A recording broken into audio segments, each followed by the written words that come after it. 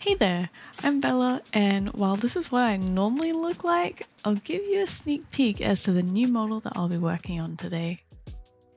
I hope you aren't looking for a full process video here because there's a lot in here that I didn't actually record, and that's why I'm starting out right with the retopology. I started out this project with no pressure or expectation put on myself. It was just something for me to work on for fun whenever I wanted without the stress of recording everything and eventually turning it into a video. But I did get some bits and pieces here and there in the beginning, and towards the end I did record some more and more.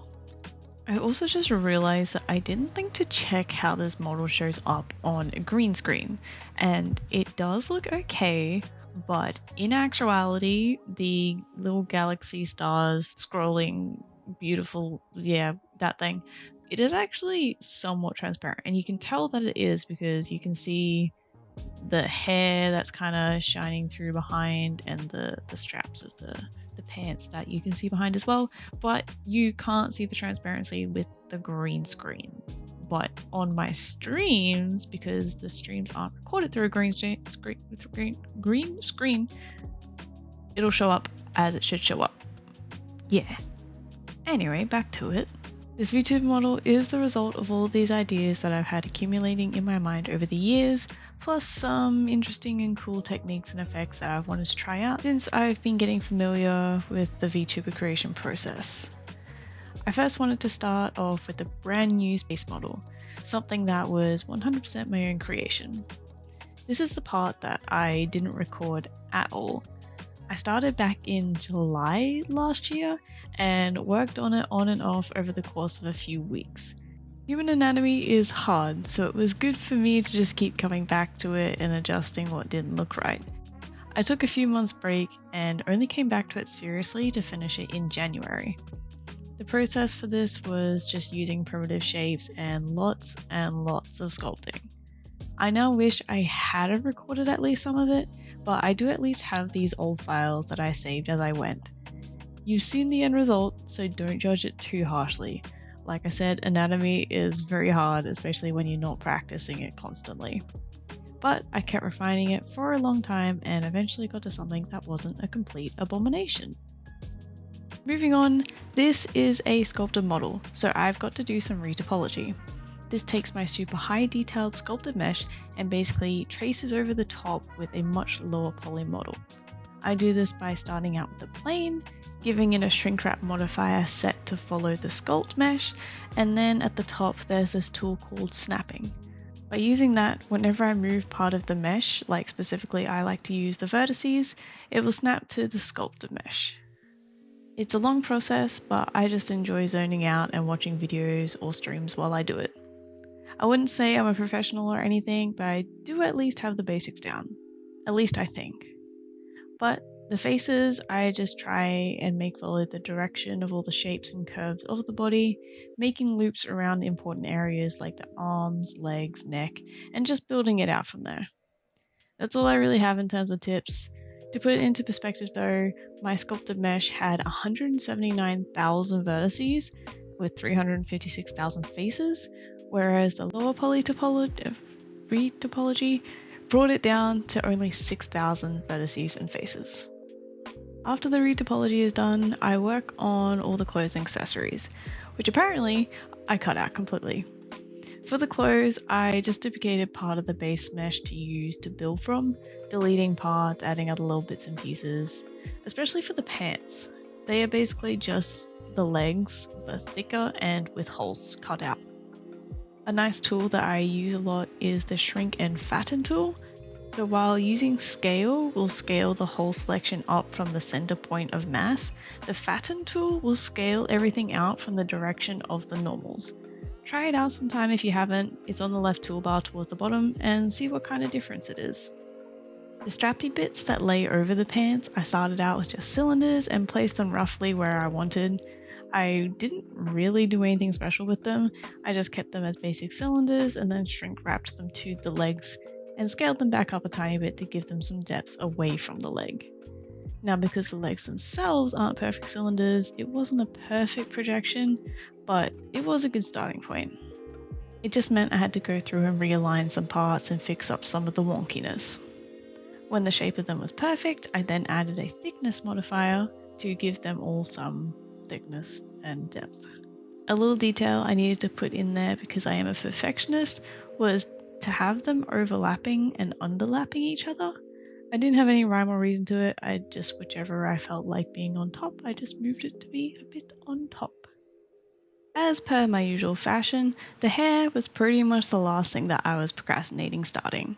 I didn't really have a hairstyle in mind this whole time, but I came across this image on Pinterest, and so while it didn't have any inspiration for the design up until this point, I really liked the little swooshy bit at the top of the head and how it interacted with the mask, and I just built it up from there. I really wanted to try out a loose, wavy, curly hairstyle because, again, this is a model out of experimentation. I figured it would probably be a bit difficult, but I hoped it would all be worth it and look amazing in the end. It took me a bit to get into the groove, but once I did and I figured out what I was doing, it was just a heap of fiddling to get everything to sit nicely. To build up the individual strands of hair, I used curves. One main curve controls the length of the strand and the direction and everything, but I add in a separate circle curve that will act as the bevel. I like to think of this as the cross section of the hair strand, and you can see that as I add in more points and add in some more shape, the strand in the background behind it changes in shape also. But please, if you use curves to make hair, please bump down the resolution. There's a resolution for the length, and in my case also for the circle in the bevel. In most cases, this is so much more detail than what is actually needed by the time it's converted to a mesh. Even after bumping my resolution down, I went in and removed some of the edges that weren't seen or didn't have any impact to the shape. So I had about 25,000 vertices at one point, and I brought it down to just over 10,000. It's still quite a bit, but I wasn't really willing to sacrifice any more detail, and I was happy with how much I had gotten it down so far. A couple of my best tips for working with curves is to use Ctrl T in order to twist the strand. This was really useful for me, especially to create the curls, but even for straight hairstyles, sometimes the curve just goes a little bit wonky, and this is just a better way to rotate it along the curve rather than just using your normal R to rotate. Another thing you may know from working with curves is that S to scale doesn't really have an effect on just a singular point. So in order to create a taper and create like thinner sections, you use Ctrl S. For me, this first front strand was the most crucial and would form the vibe and act as a guide for the rest of the hair. In general, I do try and keep clipping to a minimum and try and get them to sit very neatly, though I do have to remember that it isn't entirely possible and to allow some degree of error. It's also always going to be easier to start at the bottom and then work your way up the head in layers. After converting it all to a mesh, it's time to unwrap all the pieces. All I do is split each piece down the side so that I have a front and a back half for each piece. I unwrap them all into rectangles using the UV Squares plugin, and I just lay them over the top of each other.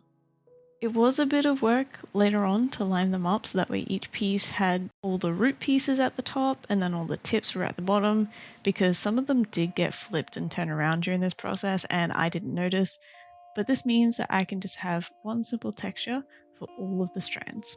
Easy peasy. I did keep similar pieces together though, so the flat strands against the head are one group, the main thick strands are another group, and the thin strands are in another group, so there is at least like a little bit of variation in texture, but all similar pieces will share the same texture, if that makes sense. At this point, I thought the design was done. I had the skull and the ribcage, and I was happy that I could use these assets from an old abandoned project, but it felt like it needed something a little bit more. So I extended the spine down and made a pelvis, bones for the arms, and also in the legs. So that's what I'm doing right now, is constructing some more bones. I'm using a reference image and pretty much just tracing out the shape with a cube that has a subdivision modifier on it. After tracing out the rough shape from the front, I can then adjust it from the side view. As a further step, applying the subdivision will let me fine tune the shape even more to be a bit more accurate to the reference.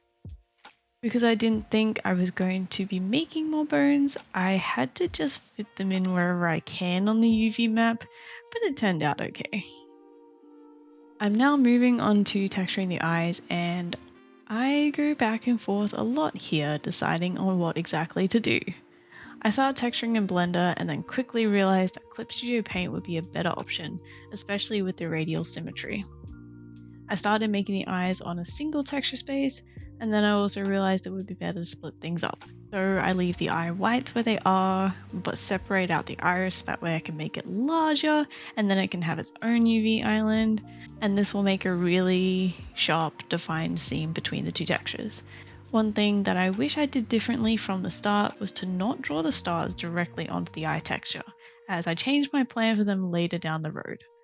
Or at least, if I had saved my file with all the layers rather than flattening into a PNG, that would have been fine too, but will I ever learn from my mistakes? Probably not. So these eyes vary quite differently from the usual Vroid eyes, as Vroid eyes are made up of different layers. First up is the sclera, or the eye whites, that are actually concave and aren't quite spheres, and instead more flat. And this is what helps form the 3D illusion. The iris is then a flat circle mesh that hovers at the front of the eye, and then the highlights are another flat mesh that sits on top of that. In my efforts to create a more stylized model, I went for a sphere as a base and then just inverted the iris section. This creates a bit of an illusion, but that's also how our eyes actually are. Later on, I will separate the comet out onto its own mesh that sits above and the stars into another mesh, that way I can animate them separately from the eye base and add some physics to them.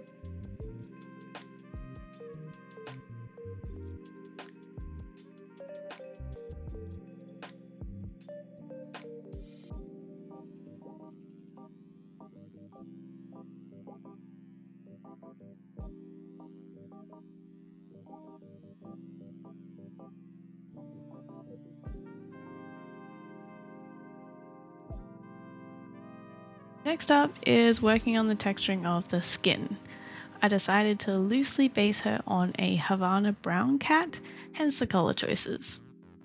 While the skull is an important part of this design, I do sometimes wish it wasn't there so that I could show off more of the face texture, like the cat-like nose, maybe some faint stripes on the forehead, just some little details like that. But never mind. Because of that, I kept it fairly simple, as any real detail or design choice would either get lost or just make the design look cluttered. Here's another part where I changed my mind on what to do like 5 times in the space of a few minutes.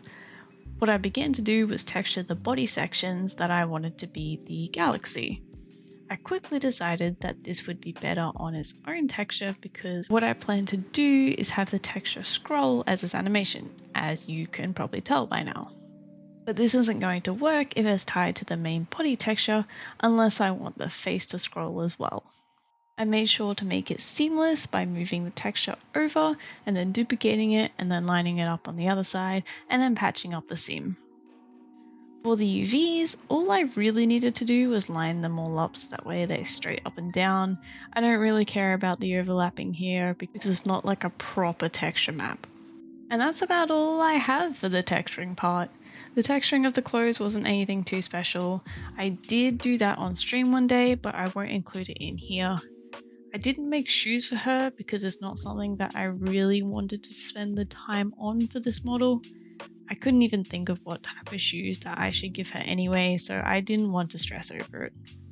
This is the reason why for commissions I will offer at least like a half body and a full body option, maybe a 3/4 option, because most people don't even need the lower half. But anyways, after texturing, the next step is to rig, and I procrastinated starting this step for a long time. What I didn't record was creating the basic rig. I started by heavily modifying the rig from Figure Studio, but honestly it would have just been easier for me to start from scratch, I think. Starting with something very simple, the ears. I added in 3 bones for a smooth bend and lots of jiggle, although I kind of feel like I want to add more jiggle to it now. Like the jiggle's there, but it's not so much. Weight painting for me is something that I've done a lot of by this point, so it's easy for me to understand. But basically, I'm just telling the mesh what part of the mesh moves with each specific bone. I have a list on the right under vertex groups, and that is the name of all the bones. Anything painted in blue will not be affected when the bone moves at all, and it's a spectrum from blue to red, with red having the most influence. I did originally do automatic weights, which didn't do a very good job, so I made quite a bit of work for me to fix up. Weight painting arms, specifically the shoulder and underarm area, is the bane of my existence. It's just lots of moving bits and influences, and it's just difficult to get it to sit right. In the end, I did get it pretty smooth in my opinion, but there was some clipping.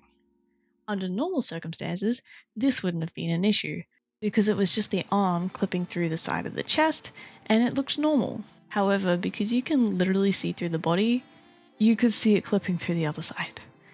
So I did the best that I could, because there wasn't really much that I can do without adding some super technical extra blend shapes and drivers, which isn't something that I wanted to do or even know if it's possible to preserve that information outside of Blender. Lots of rambling, lots of confusing. Moving on. Weight painting the legs, on the other hand, super easy. You can see in here especially how bad the automatic parenting was, but I'm basically just selecting everything for the thigh, setting that to 100%, then removing everything else. Moving on to the calf, setting that to 100%, then removing any of the other stray bits. And then I just blended out the knee joint, and you've got a pretty decent weight painting. Let's finally move on to the tedious process of the hair, starting with the little ear tufts because I'm still procrastinating getting into the real hair. My idea for this was just having the base of the tufts all parented to the head, and then the tips parented to one of 3 separate bones for the jiggle. I didn't want to add in a bone for every single ear tuft, so having one bone for a group of the inner ear, one bone for the group of tufts in the middle, and then a bone for the group on the outer ear. This means less work for me, and there isn't enough movement within the tufts that it needs to be perfect or really precise. I name everything as I go, with a .l at the end as notation for the left side. Then when I'm done, I can symmetrize the bones and it will automatically mirror them on the right and rename them as well. For the hair strands themselves, I go into it with this kind of mindset. I again don't want a separate bone chain for every single strand of hair that I made. So as I go, I'll create a bone chain that will control a small group of maybe 2 or 3 strands that are close together. Some of the more important or noticeable strands, or just strands that are out on their own without another one in close proximity, I do make an exception for and then just do a bone chain for that single strand. For the naming convention, each strand gets a number. So the first strand is strand 1, then .001, .002, .003, etc. for each bone. It helps to name the first bone hair number .001 before continuing the chain, and it will automatically continue each bone with the consecutive numbers. Hopefully that makes sense. When I'm done with each bone chain and decided which strands will be connected to that chain, I separate them out from the hair mesh and hide them so that way they don't cause any confusion for me and I know exactly what has already been done and what is left to do. You will notice me pivoting around and rotating a lot, trying to figure out which strands I'm working with and their general direction.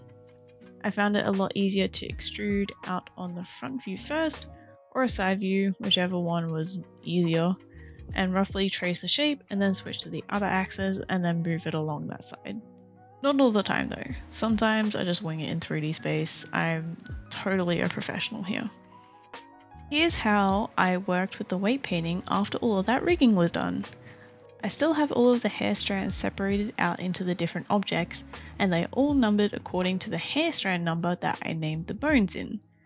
I start by selecting the bone chain for hair strand number 1, then separating it out onto its own armature object to work with a little bit easier. Then select hair strand number 1 and parent it with empty bone groups. I chose not to do automatic weights because of how poorly it worked out earlier, and I was okay with painting it in myself. By separating the strand out and doing the empty bone groups, it creates only the vertex groups that I need for just that one strand, rather than transferring all of the bone groups for all of the strands when I won't be using 90% of them. There's easily over 100 hair bones here. I actually haven't checked, but just trust me. As for the weights themselves, I'm just looking at the wireframe of the bones as a guide, selecting the loops that overlapped with bone 1 and setting it to 100%, moving on, selecting the next loops that overlap with bone 2, setting that to 100%, and continuing on and on and on and on until the full chain is done. Again, a fairly simple and straightforward process, especially one that once you get the hang of it, it's just tedious to go through each strand and each bone and do the same thing over and over again. But when all the rough blocking of the weights for that strand is done, I run a smoothing action on it, merge the armature back into the main one, and then move on to the next. So separating out the chain for strand number 2, finding the mesh for strand number 2, parenting it with empty groups, then selecting the parts that I want to be influenced by each bone and setting them to 100% before smoothing it all out. One thing I did forget to mention is that the very base of each strand is parented to the head, and then I move on to the next loops to be influenced by hairbone 1, etc. I think you get it. So let's jump ahead now, shall we? I spent quite a lot of time on the hair, but you don't have to sit through all that like I did. One of the last things for me to really do here is the blend shapes. This is how we get the functionality of the face movements like blinking and talking. Typically for Vtuber Studio, you have the different vowel shapes for A, E, I, O, U, then blinking, and then some expressions like shock, anger, sorrow, joy. Can't remember the others. I did make those blend shapes for this model, but I also do what's called the AR kit blend shapes. These extra blend shapes have a much wider range of expression and functionality. There's 52 of them in total, and they control things as small as the outer eyebrow moving up, the inner brow moving up, the eyelid movement when looking left, right, up, down, squinting, nose sneering, mouth corners up and down, rolling or puckering lips, and even tongue sticking out. I will admit though, I forgot the tongue sticking out one for this model, so I don't have that functionality, even though I went to the trouble of modeling a tongue and teeth and everything. But the amount of fine-tuned detail that you can get with these blend shapes is crazy. For them to work, you do need more than just a webcam for tracking. Typically, VTubers will use a newer iPhone that has iFacial mocap, and this is the smoothest and most accurate option, though I use an app called Meowface on my Android and can still get some pretty good results.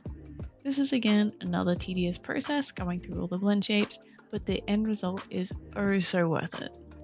Proportional editing here is going to be your best friend as well, as you can just select a couple of the vertices that you want the most influence from, and then it will also move adjacent vertices for a smooth transition.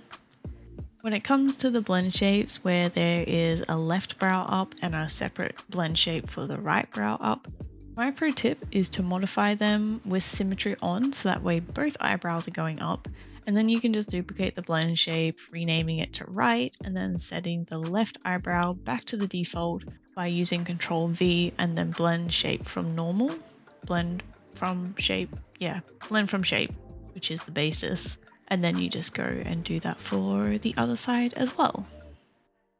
Another way to do it, which I use a lot mainly for the mouth, where there isn't a solid separate left and right side, was to just do the left, then duplicate the blend shape, and then you can mirror it along topology. I also tend to really exaggerate the facial movements. Firstly, there is a wider range of motion, especially if the tracking only picks up that you were only 70% raising your eyebrow. Secondly, in Unity, when I'm actually assigning the blend shapes, I can dial it back down if I think it's too much, but it's a lot harder to increase it more than what I've set it to. Another tip that might be helpful is that for some blend shapes, I built off of ones that I had already made. So for example, the eye squinting.